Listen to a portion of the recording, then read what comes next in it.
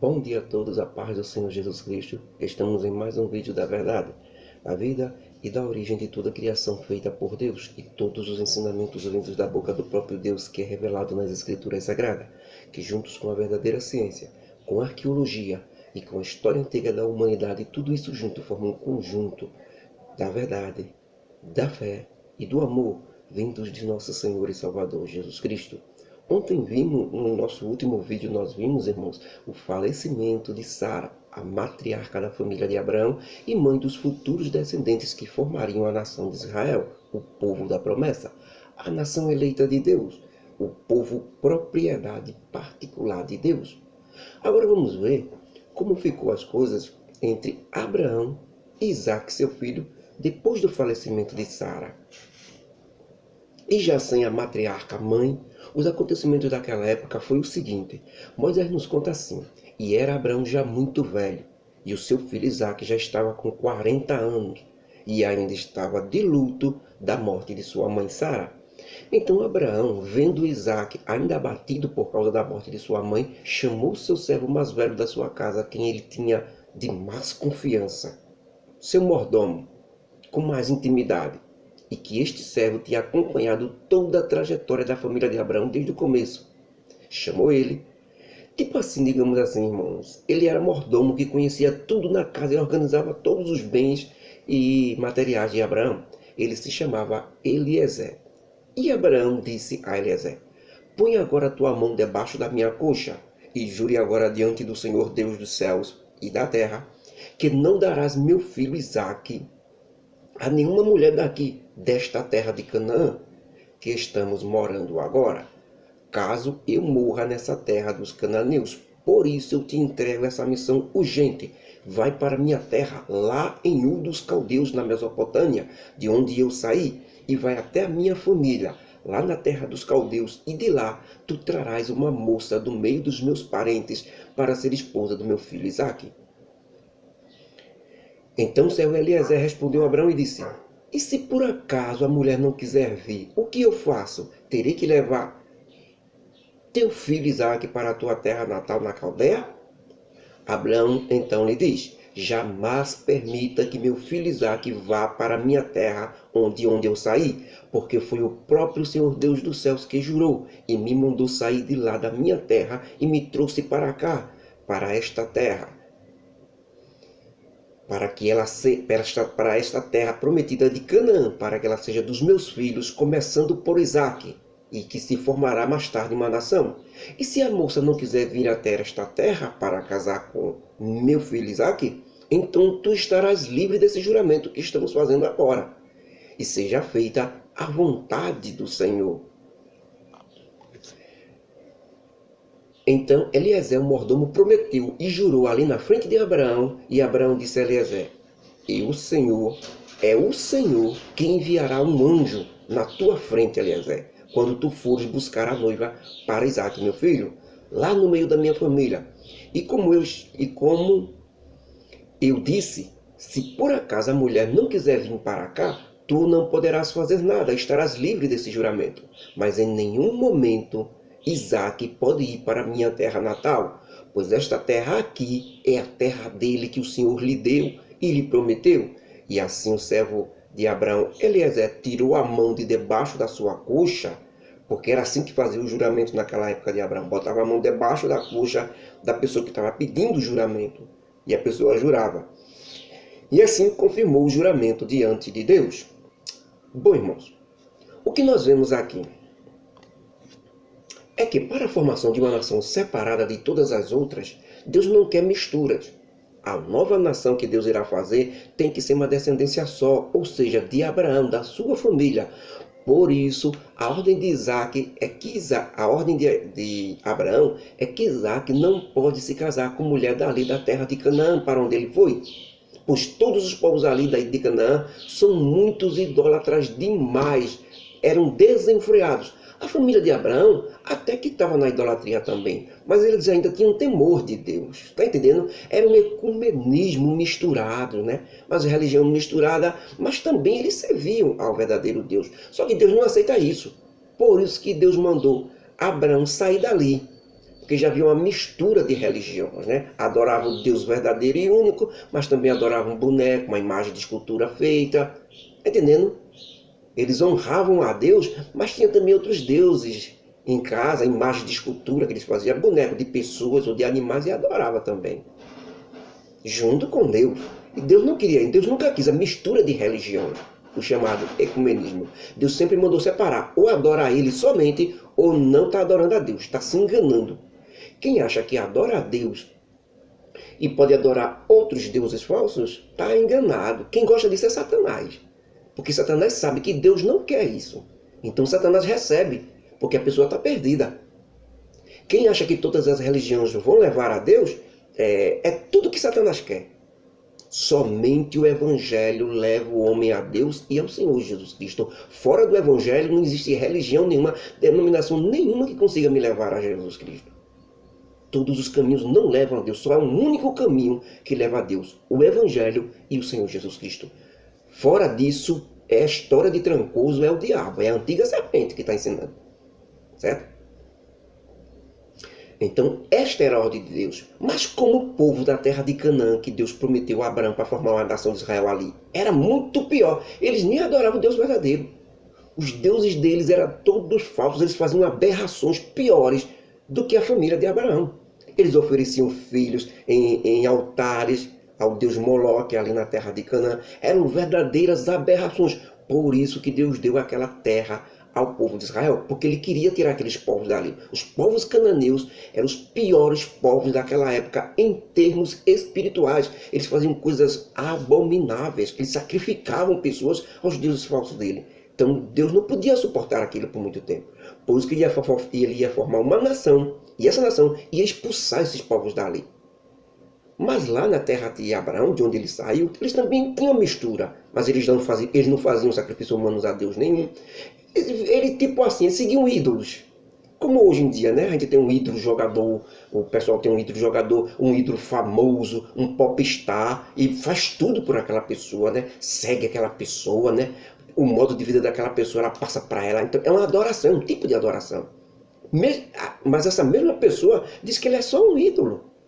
Diz que o Deus verdadeiro é o Deus que está no céu. Essa pessoa. Então, ela está com o ídolo e está com o Deus do céu. Ela pensa, né? Que está com o ídolo, está com o Deus do céu. Um cantor famoso, certo? Um jogador famoso.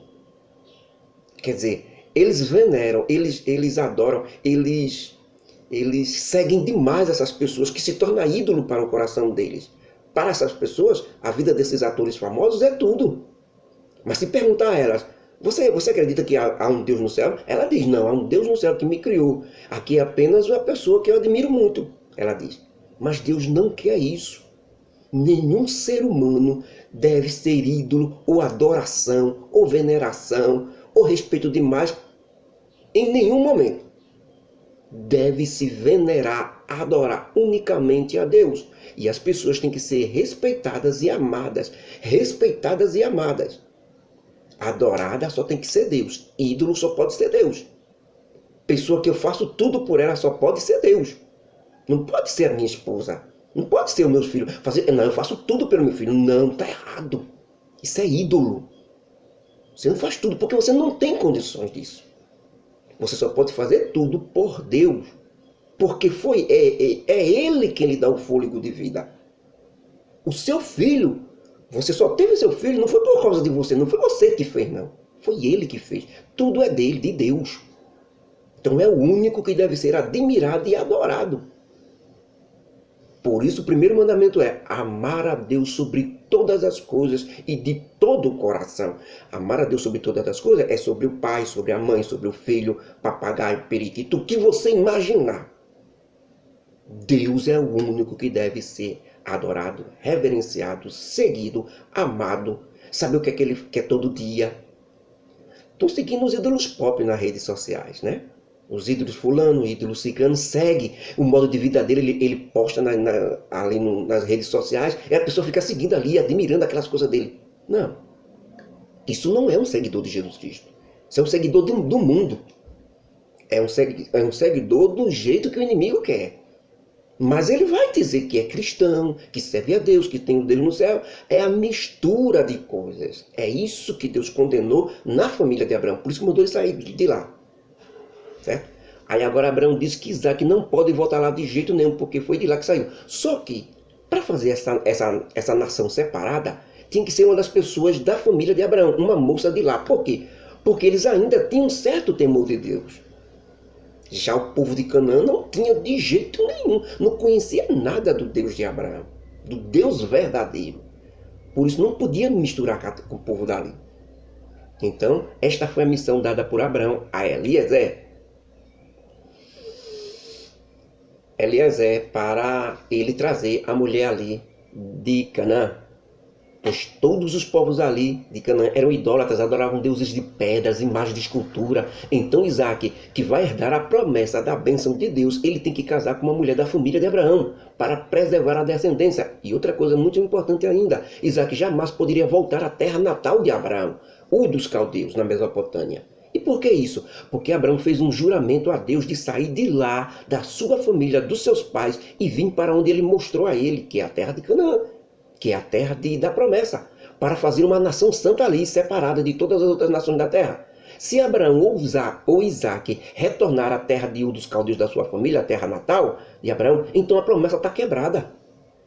Por culpa de Abraão e Isaac.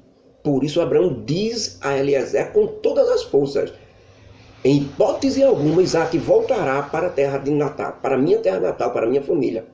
Tem que trazer uma moça de lá para cá. Porque a promessa é aqui em Canaã e não lá.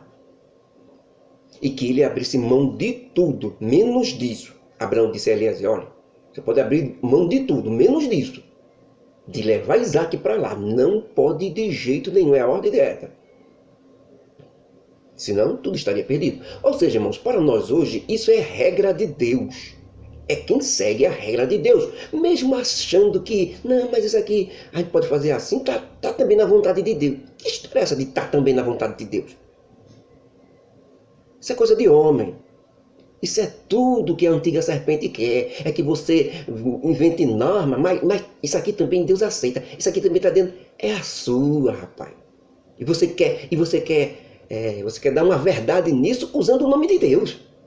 Não, Deus aqui vai aceitar isso aqui, porque isso aqui está nos conforme também. Nada disso. Pode estar nos conforme como for para você. Tem que ser a regra de Deus. E a regra é não voltar para Canaã. Abraão segue a risca. Todos deveriam seguir a risca do que Deus diz. Senão, se fosse assim, o mundo não seria o que hoje é.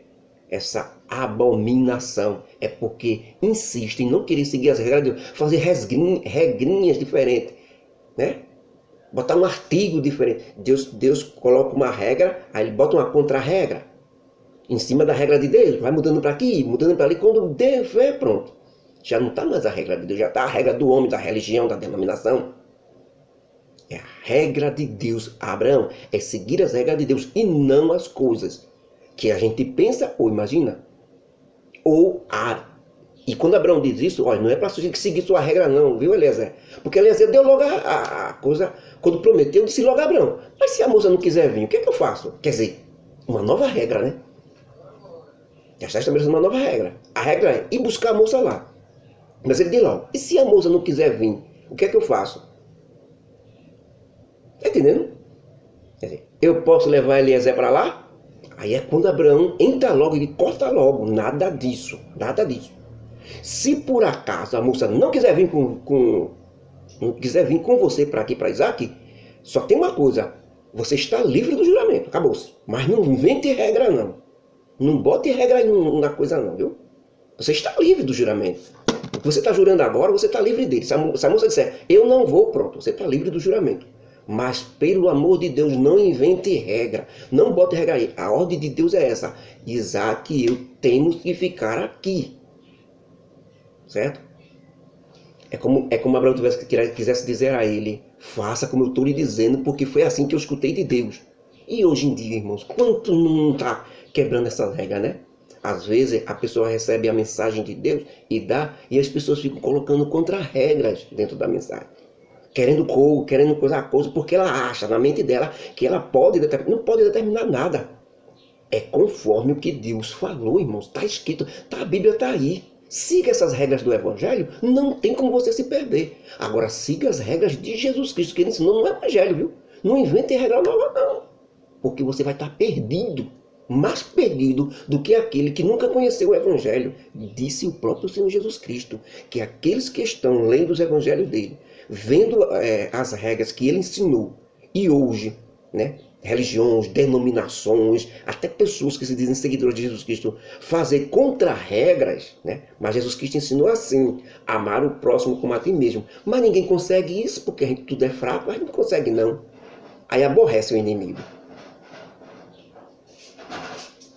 Aí faz aquele, e às vezes faz até aquele esforço para amar o seu próximo como a si mesmo. Mas o mesmo Jesus Cristo que disse, amar o teu próximo como a ti mesmo, ele disse, amai os vossos inimigos, bendizei os que vos maltratam, e orai por aqueles que caluniam vocês. Mas na hora H não, a pessoa diz logo. Quando a pessoa detona ela, que diz coisas terríveis com ela, que é chamado caluniação, né? Calunia ela, que Jesus Cristo disse, ela vai e rebate na mesma moeda, diz o que não presta, diz coisa, e depois diz, não, mas porque eu sou cristão mesmo, eu sou fraco, não sei o quê. Novas regras estabeleceu. A regra é orar pelo aquele que está lhe caluniando, não é dar o troco não. Não é fácil? Não é. Só que Jesus Cristo quando ensinou, não fui eu. Às vezes quando a gente está ensinando uma coisa que Jesus Cristo ensinou, as pessoas têm uma coisa terrível que Satanás colocou, de olhar para a pessoa que está ensinando. As pessoas dizem, você está dizendo isso, mas você faz? Veja só, você está dizendo uma verdade que não é sua.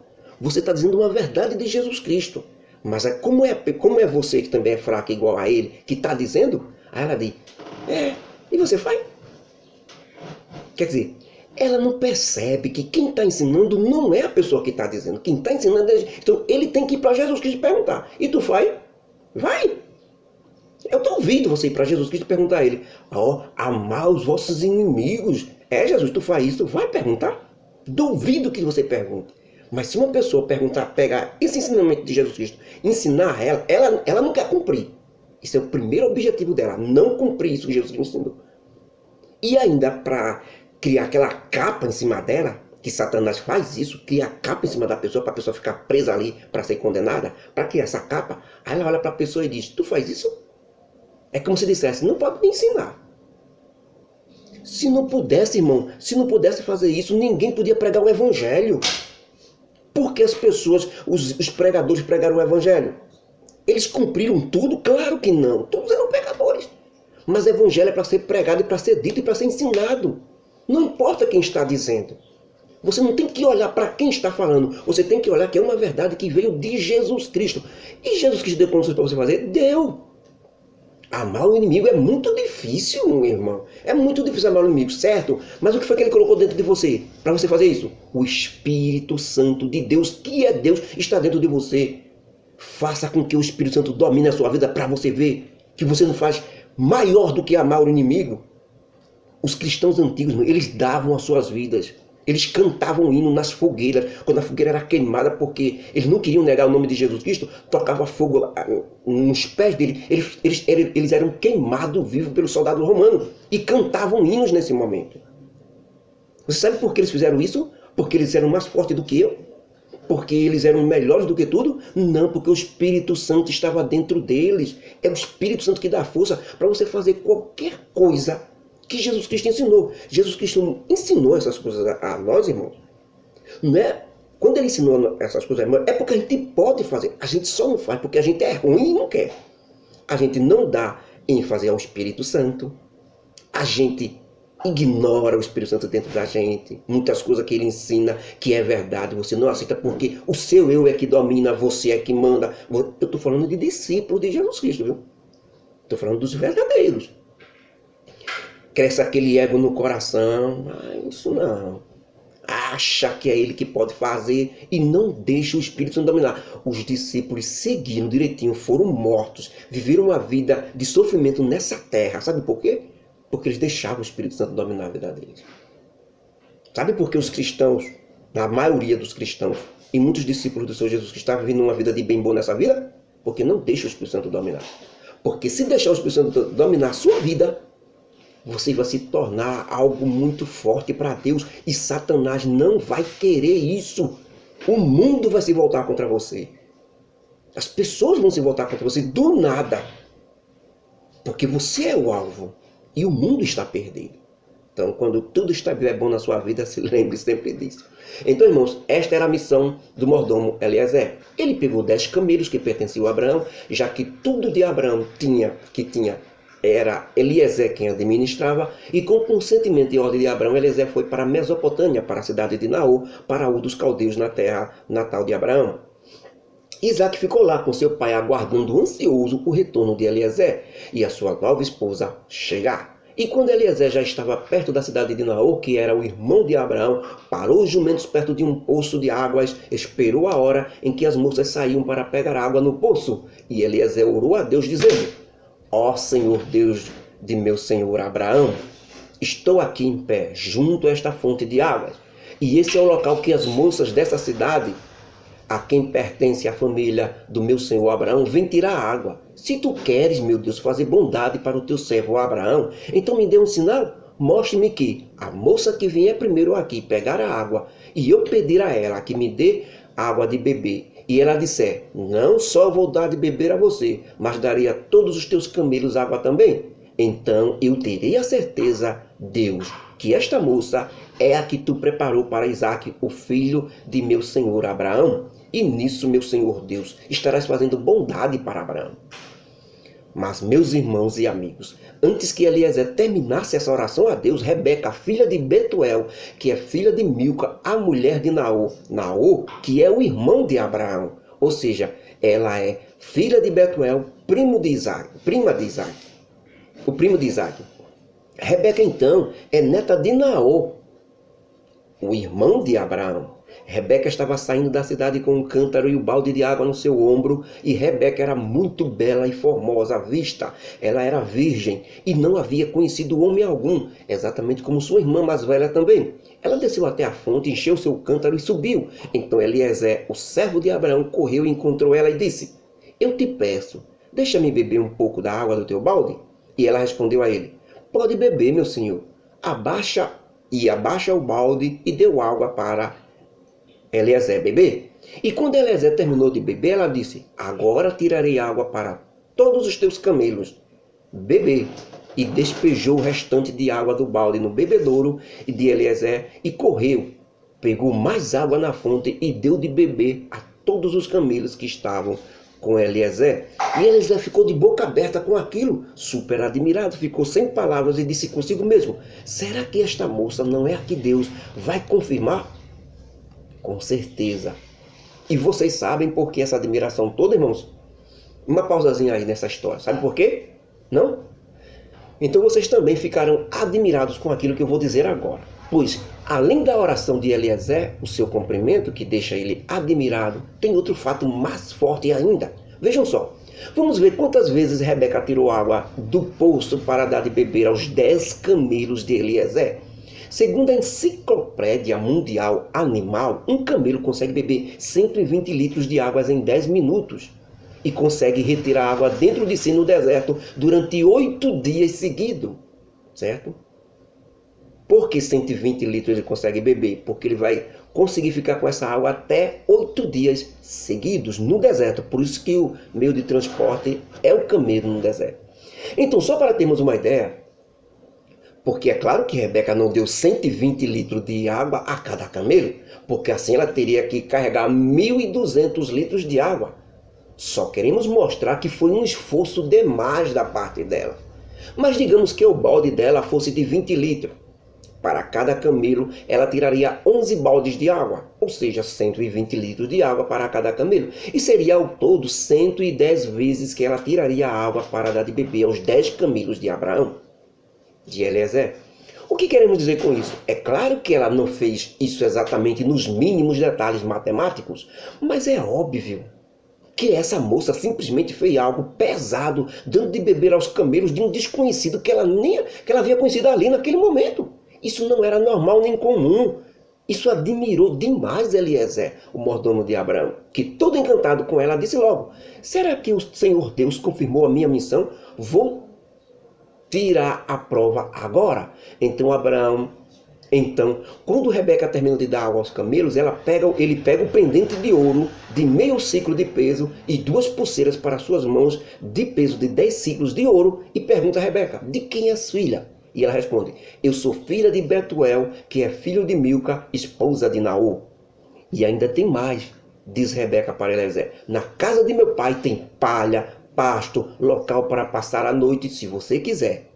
Então Eliezer não teve mais dúvida, se ajoelhou no chão ali mesmo, na frente de Rebeca, e adorou o Deus dos céus, o Deus de Abraão, e disse: bendito seja o Senhor Deus do meu senhor Abraão, que nunca retirou a sua bondade e que sempre diz a verdade ao seu servo Abraão, que é o meu Senhor. E quanto a mim, o Senhor me guiou diretamente para cá, assim como disse Abraão, que um anjo me guiaria. E aqui estou eu, justamente na casa do irmão de meu senhor Abraão, falando com sua família.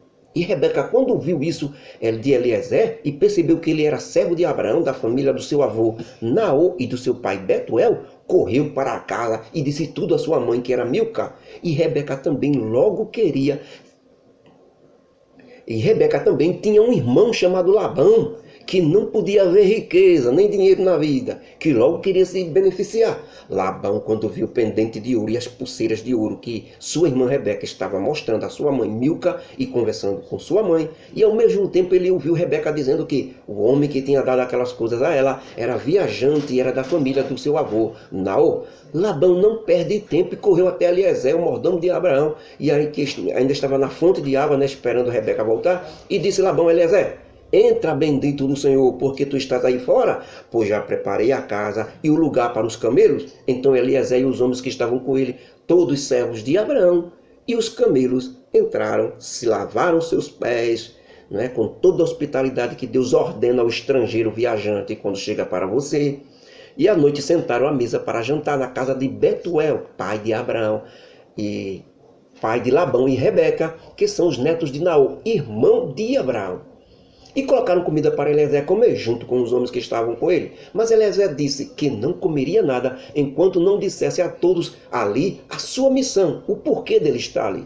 E Betuel, pai de Rebeca, e Labão, irmão de Rebeca, disseram a ele: pode falar. E Eliezer disse: eu sou servo de Abraão. O Senhor Deus dos céus abençoou muito Abraão na terra de Canaã, para onde ele foi, e lhe engrandeceu, lhe deu ovelhas, vaca, prata, ouro, servos, servas, camelos e jumentos. E para sua esposa já velha, deu a Abraão um filho que chamou de Isaque.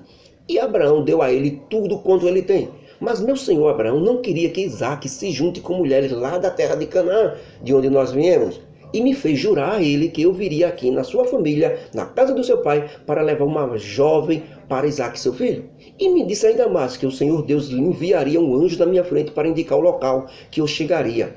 E por último, meu senhor Abraão disse a mim que se por acaso a família, que são vocês, e a jovem não desse nenhuma jovem para eu levar para seu filho, e ela não quisesse, eu estaria totalmente livre do juramento que fiz a ele, de vir até aqui. E como todos vocês estão sabendo, hoje eu tenho chegado à fonte de águas lá fora. E quando cheguei, orei a Deus de Abraão, pedindo um sinal, que realmente é dessa forma que ele queria, que a moça para Isaque fosse daqui desta terra. E eu disse na minha oração: Senhor Deus, a primeira moça, donzela e virgem que sair dessa cidade para pegar água, e eu disser para me dar de beber, e ela der água a mim e a todos os meus camelos, então terei a certeza que a moça que tu tem preparado para Isaque é essa, o filho do meu senhor, Abraão.